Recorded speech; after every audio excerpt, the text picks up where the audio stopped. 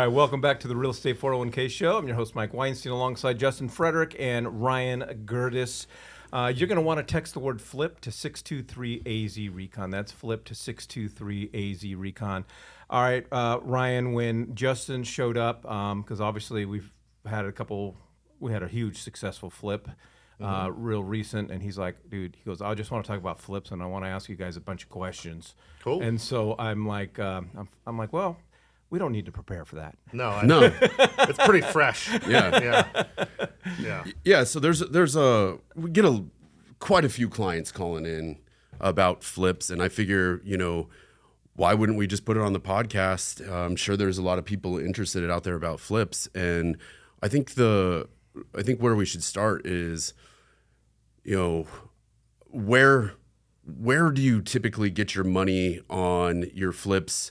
Because a lot of people are calling me for the longer term mortgages. Obviously, we can't really provide money there unless they're going to hold on to it for a long period of time. And I don't think that's not most people's idea of what they want to do with a flip. They're more so, hey, I want to take this property, and they have high hopes that they can turn it themselves in 60 days and resell it. So where do you guys get your money for the flips? Wow. So, I'll go first. Yeah, no, knock yourself out. So you got to start somewhere, and you're not going to be able to walk into a bank or with a private lender unless you have a really rich relative that believes in you and just hand over money. And even if they do, it's going to be so expensive. So I don't know one private money lender or hard money lender or whatever you want to call them that is not going to require some experience.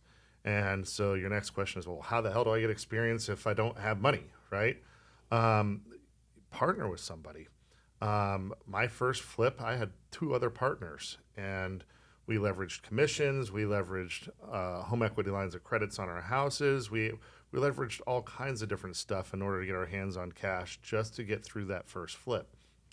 After that, I didn't need 2 partners. I only needed 1 after that, and then none. So I've done, Mike and I have done stuff together. I've done stuff on my own.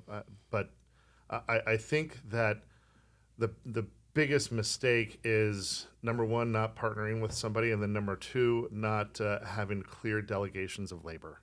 But I'm sure that's probably going to be another question of yours. Yeah. But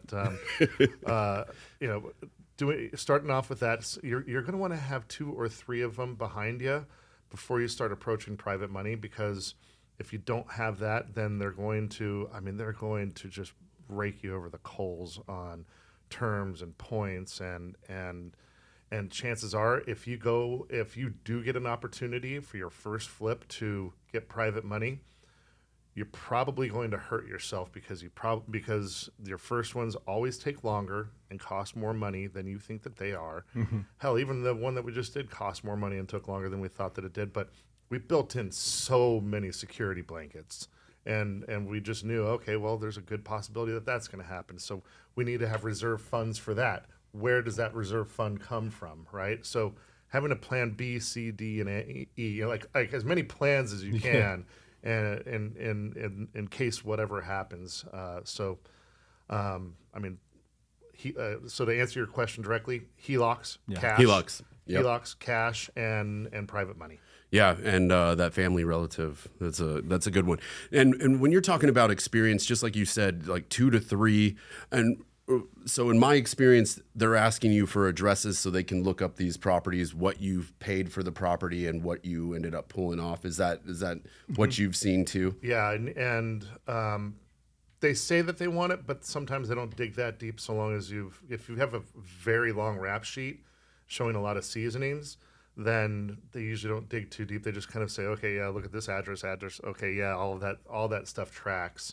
But if you only have a couple behind you, you're going to want full P&Ls. You're going to want to make sure that you have everything documented, either it's QuickBooks, Excel sheets, whatever, just organized so that lender or whomever you're borrowing money from can say, okay, I can see that you got through all this on time, on budget, and then you hit your marks exactly what you're projecting, because all of we do a projected budget and then we do an actual, right? And so And then on top of that, we do projected profits and then actuals.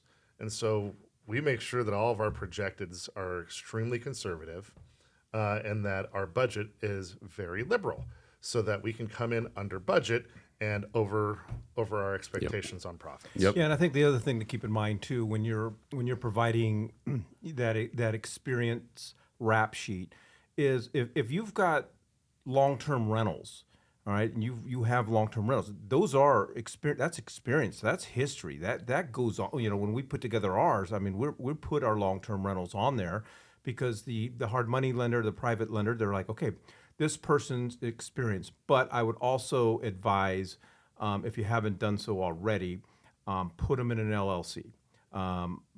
Very few private lenders that I know of will lend to a personal individual. They want you to be operating out of an LLC.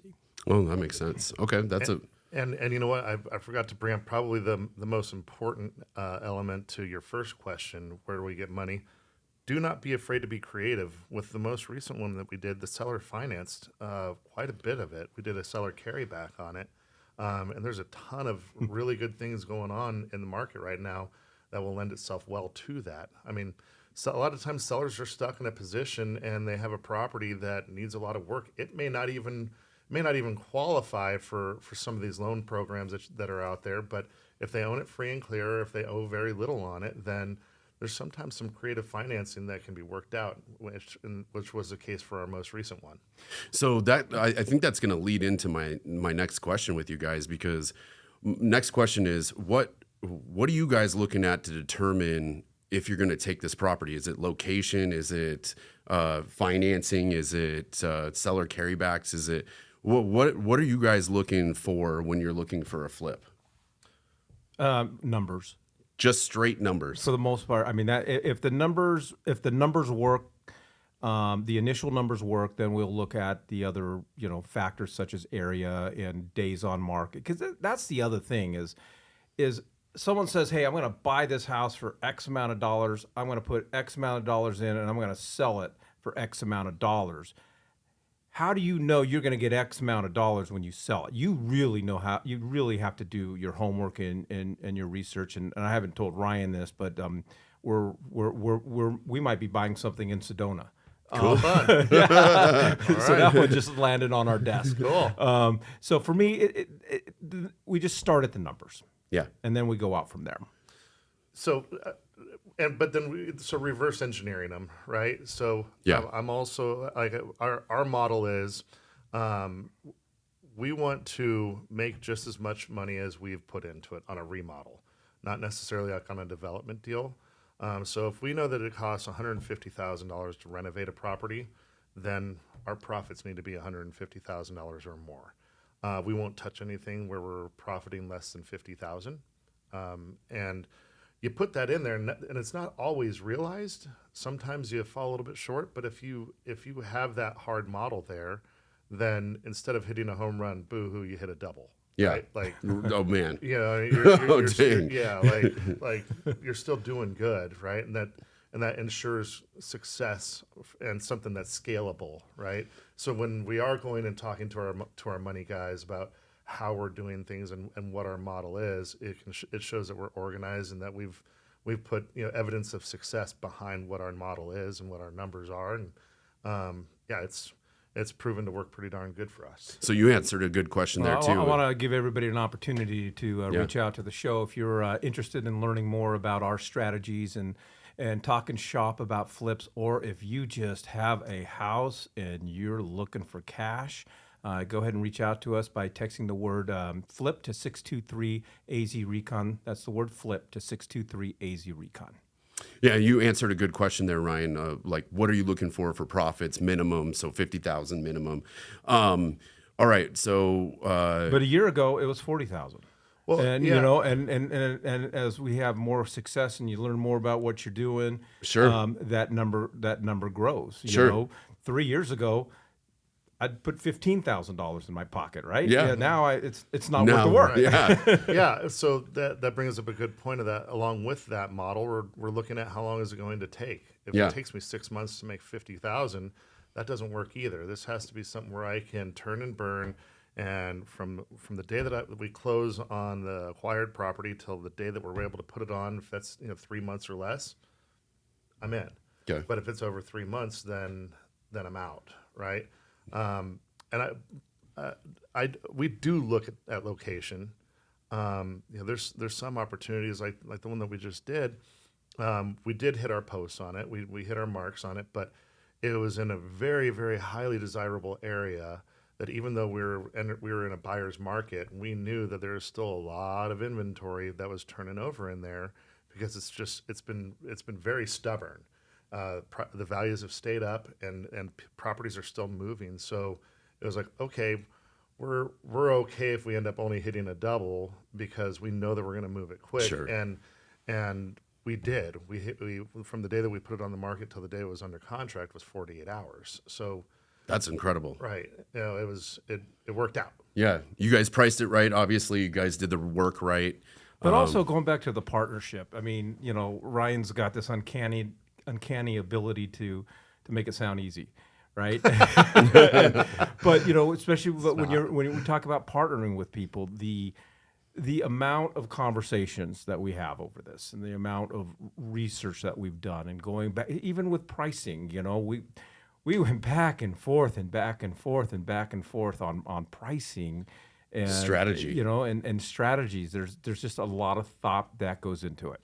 Yeah, but and the good news about that is that our conservative numbers of what our bare minimum that we needed to sell it for, the change on it only went up. Yeah. Because it was just getting Just how good you guys did. right. Yeah, so that's why it's important to say, okay, look, even if we hit this rock bottom number over here, is it still going to make sense? If the weather goes south really quick, then we have to do that. And if you're flipping in a buyer's market, you can't come in with what your top number is. You have to take what your top number is and then shave a couple of points off of it because that's how you move it quick. And I mean, it's never been more true that time is money whenever it comes to flipping. Yeah. What type of insurance do you guys put in place while you guys are doing a flip? Construction and commercial. Perfect. Perfect. And what is something like that typically? It's a lot cheaper than primary. Really? Yeah. Yeah. You'd be surprised. Yeah, I think Is it priced out by while the construction's happening or what you're expecting the turn time to be, or is it priced out annually? Yeah, we get minimum $1 million coverage, and that's just on on the property itself. But then there's $250,000 on medical, and then there's $250,000 on personal property. But I think for that one, we only paid like $800 for That's a full awesome. year. Yeah, that's great. And maybe a shade under that. And then of course it's prorated down Yep. for how long you actually keep the policy. Perfect. What's the worst mistake you guys have made in your experience on flipping a home? Well, before we get into that, I would say what I think the worst case scenario would be for anyone flipping a home is running out of money. That is to me, I would rather sell it and take a little bit of a loss as opposed to just flat out running out of money halfway through the project. And that's why the research is so important. And one of the biggest elements of the research is you're still hiring a home inspector. And you're still hiring a roof inspector because it's I'm not a roofer. I don't even climb ladders. Okay, We know. And so you just the worst you get halfway through you finish the project. It goes under contract, and then the inspector says, "Hey, guess what? The entire roof needs to be replaced. The HVAC systems are shot, and those sorts of things." And so really just and then for this particular one is having a relationship with the HOA. I wouldn't call it a friendly relationship, but it's a relationship nonetheless. Nonetheless, of knowing what they're going to expect. We talked about it on the last episode about the paint. I'm now, if we ever did one in this particular subdivision, while we're going through our inspection period, I'm going to actually meet the HOA at the house and say, okay, you tell me what you want done. So then I can go back and possibly renegotiate with that seller. And but you don't want to run out of money. So you have to take a look at all the potential ticket items. So when a typical home inspection, when you're buying a home, you get a massive list, because when you're looking for problems, it's easy to find problems. Do you address everything that's on the list when you're doing a full flip? And do you show that initial inspection? And do you get a new inspection yourselves before you sell it, or do you just have the buyer inspect it when they come in? So I shook my head yes, but now there's a number of different scenarios. When I first started flipping, not so much, and that's because I wasn't doing high end stuff. We're doing stuff that just kind of got us. And we never did bad work. We just didn't do all the work. Yeah. You know what I mean? Yeah. You got away with the things that were like, oh, this is something that happens on every home right away, and it's not even. So if the AC is 10 years old, but it still works, then I would say, hey, look, buyer, like, we didn't replace the AC. It works. It's 10 years old. So you're not buying a fresh remodel, so to speak. Here's what we did. We did the kitchen. We did the bathrooms. We did the flooring. We did the paint, and then we maybe did a couple of the fixtures. But that's what we did here. And here you go. Go ahead and do your inspection, and we'll either fix or do concessions or whatever in order to make it right. That's within reason. But when it comes to the bigger stuff, when I say bigger, if you're flipping $1 million plus homes, they want those things taken care of. And you know what? I would too. And so when we get our inspection report, we're doing everything. And then if something else comes up on their inspection report, sure, no problem. Now, if it's, again, within reason, right? Because like even on the most recent one, it's not like we revamped all the electrical. We did some electrical, but if there was any safety or security issues, then we would have taken care of them. But we're not going to rewire an entire house just because Right. They're still buying a home that was built in the 80s. Yeah. Right. Yeah. So we make that clear to them up front. Like, you're going to find some things that are not to code simply because it was built many years ago. So that's, And it was the code then. it was to code then. Yeah. Yeah, and I would also say, hire an AC guy to go out there. Don't just rely on your home inspector. And oftentimes they'll go out and say, hey, you know what? Do this. It's gonna cost you $250, and I've serviced it. That goes a long ways when you go sell the house, and then you're gonna want to have somebody who specializes in pool pumps and pool equipment, because if you're looking at a $300,000, $400,000, $500,000 flip, having to replace those things can hurt. And then showing the fact that you've had the inspection done, had it serviced on when you're turning this over is a big deal, right? Or when you have somebody come in, like, hey, I've had a service come out here. They've serviced the AC unit. They've serviced the pool pump. And buyers appreciate that. Case in point, on this most recent one, one of the trusses was cracked, and so we went in there and we had an engineer look at it. We had it over repaired. So when the buyers came along, I said, hey, agent, when you send your inspector over there, make sure and take notice over there on that cracked truss. And here's what we did to repair it. Here's the old inspection report, what it looks like. So go over there, put eyes on it. I want to make sure that your buyer knows that we weren't messing around here. Like, we want to make sure we're delivering a good quality product over to them. Yeah.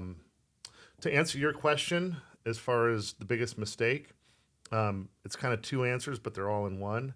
And that is, number one, don't swing the hammer unless, like, your full-time job is you are a licensed, certified general contractor that's insured and bonded. Like, this is your job. If this is your job, then go ahead and swing some hammers. Number two, don't hire a cheap contractor. So You get what you pay for. right. If you're over there hiring handymen to go over there and do things that a GC needs to be on the job for, then you're going to find yourself not only paying more to have it done right, but they're going to have to go in there and take out what that previous handyman did, and it's going to end up costing you about 50% more on labor and probably about 25 to 30% more on materials. So just bite the bullet up front. understand your numbers before you even put in an offer. You're not, do not use a handyman, or an unlicensed contractor to go in there and expect quality professional work, because they don't need to warranty it. No. They're just going to go over there and do what they do, and hopefully it sticks, and chances are it's not, and then you're going to be the one holding the ball. That's all good stuff. I mean, I feel like anything else you guys would add to this? I would say too, I would also, depending on the age and the location, I would recommend a sewer scope. Yeah. Because that's another big thing that can really crush you. If buyer gets a home inspection, they get a sewer scope, and next thing you know, you got tree roots growing into it, or something like that. Yeah, things like that. That happens a lot in Arizona, right? I mean, there's a lot of tree roots growing into the cleanouts and the sewer. Particularly if it was built in 78 or earlier, everyone thinks, 78, that's lead-based paint time. No, it's not just lead-based paint. It's galvanized pipes. It's cast iron underground. It's aluminum wiring. It's older practices from the ROC. ROC didn't really exist before then. So there's so many things that can affect the quality of the original build, assuming that you're doing a remodel, that you need to understand. Yeah. So and so one other quick thing that I would just say is, just like your contractor, if you don't know how to design and you're wanting to do something that's worthwhile, now you can go over there and just kind of do some contractor grade stuff on some areas, and that'll work. It'll get you through those $400,000 or $500,000 flips and whatnot. But if you're doing something where people walk in and they have expectations for a higher quality of material, you might think that just because you went and bought that high quality material that it's going to work. It will not. You need to have some design experience or hire a designer. The cool thing now is that AI is out there and can help you through a lot of those things. Employ that. ChatGPT, Claude Grok, all those ones. You can take a picture of a room and put it on there and say, hey, look, I want to make this, a $5 million house. What do you suggest? And it'll give you a very comprehensive list and finishing schedule of what you need to do and how to install it and the entire concept behind it. So employ those things. And if you're just, something's not feeling right, you're going to have to bite the bullet, pick up the phone and hire a designer that's familiar with that type of property in that area and is a local professional. Yeah, and I'd say for my parting advice, two parts. One, if you're married, really have clear communication with your spouse about, or just lie to them, or lie. Don't tell them. And two, just and we say this about all real estate transactions, is just remove emotion. This is not an emotional game, and if you remove emotion, don't make decisions because you're excited and you're hyped about something. The numbers have got to work. Ryan and I would 80 to 85% of the offers that we make get rejected, and that's okay because we've got our model. And just because we like a house, and just because maybe we can get 40 more out of it, we go back to just crunching the numbers and removing emotion. And if we had a couple fall out last week because the banks just told us to go pound sand. Okay, move on. Not our banks, the other banks. We The other were banks. trying to buy Yeah, from the bank. yeah. To be clear, but yes, that's absolutely true. I mean, it sounds like you guys have put so much and done the work on all this, and I think that's like the clear point of what you're doing here. You've made this your full-time job, and this is not, just like you said, if this isn't your full-time job swinging a hammer just like this, if this isn't your full-time job looking at these flips, like you got to put somebody into it that can help you understand it.